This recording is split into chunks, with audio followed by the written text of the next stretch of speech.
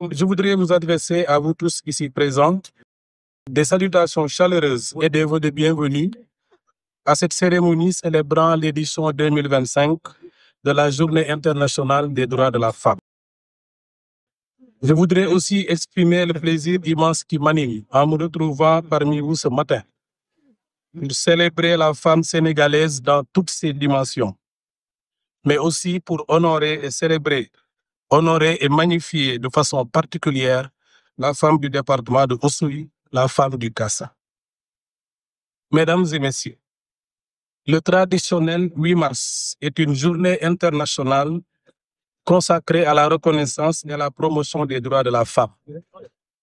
Cette journée est aussi une occasion pour célébrer et rendre hommage à la femme, mais également un contexte favorable pour saluer la position centrale qu'elle occupe et le rôle fondamental qu'elle joue dans notre société.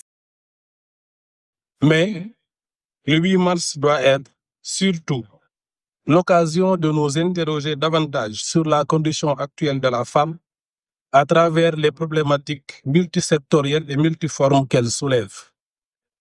En effet, au-delà de l'aspect festif, chaque journée du 8 mars doit avoir comme objectif d'améliorer la condition d'existence de la femme.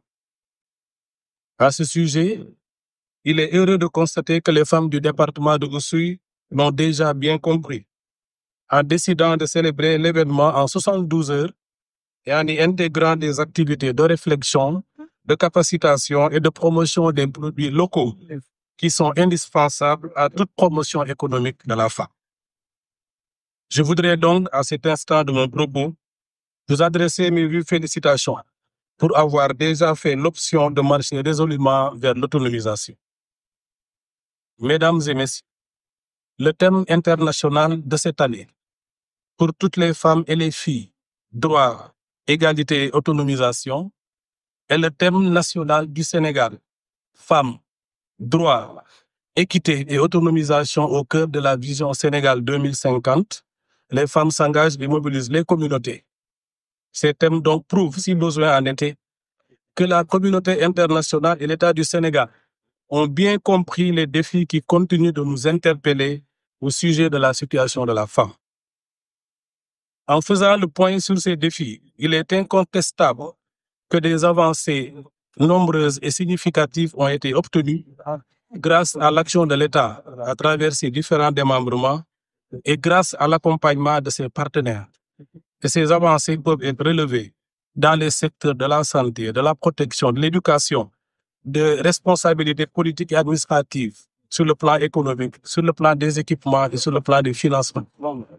Cependant, malgré les efforts soutenus et les progrès follois qui ont été notés, d'énormes défis persistent, interpellant chacun de nous et rendant plus qu'actuelle la problématique du respect des droits de la femme.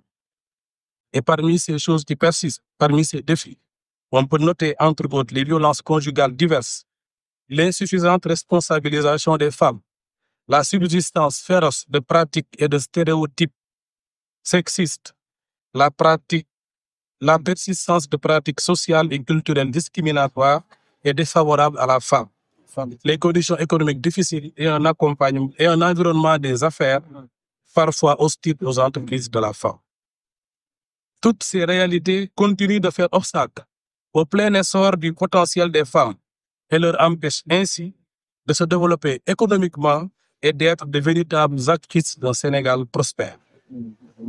Face à cette situation, Monsieur le Président de la République, lors du récent Conseil des ministres du 5 mars, a réaffirmé la volonté de l'État du Sénégal en insistant sur la nécessité d'intensifier le plaidoyer relatif à la lutte contre les violences faites aux femmes, de promouvoir l'éducation et la formation professionnelle et technique des filles, de territorialiser les financements destinés aux femmes et de finaliser le projet de loi relatif à l'autonomisation économique des femmes.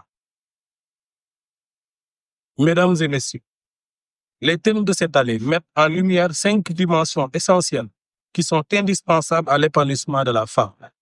Il s'agit des droits, de l'équité, de l'autonomisation, de l'engagement des femmes et de la mobilisation des communautés. Relativement aux droits, ils sont à reconnaître et à respecter. Des pas ont été faits, certes, mais des résistances existent avec la survivance de pratiques néfastes à la femme. Par rapport à la question de l'équité, il est temps de garantir un égal accès aux chances, aux opportunités et aux ressources à la femme comme à l'homme.